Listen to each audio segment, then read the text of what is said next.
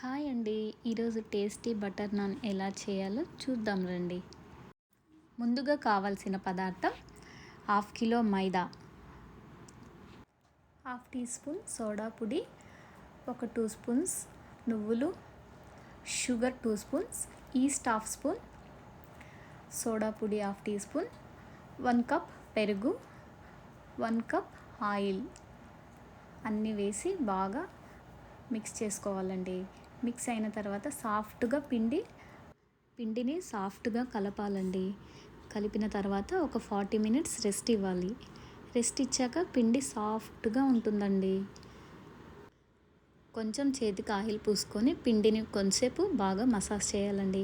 Massage చేశాక కొంచెం ఒట్టి పిండి తీసుకొని నేను చూపించే విధానంగా ఒత్తుకోండి.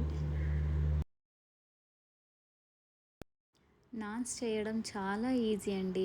ఇలా మనం ఇంట్లోనే ట్రై చేసుకుంటే రెస్టారెంట్ లాగే టేస్టీగా వస్తాయి. ఇలా నాన్స్ ఒత్తాక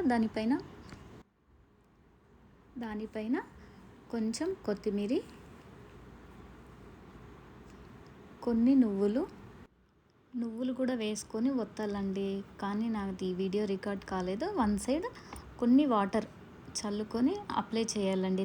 నాన్ వన్ సైడ్ తిప్పి అక్కడ వాటర్ చుంకరించుకొని తవ పైన వేసుకోవాలండి. వేసిన తర్వాత పెన్నం తిప్పి కాల్చేటప్పుడు ఒక్కొక్కసారి స్టవ్ మీద పడిపోతాయండి. అలా కాకుండా మనం ఇలా కూడా నాన్స్ కాల్చుకోవచ్చండి. ఈ విధంగా కాల్చుకోండి. అంతేనండి.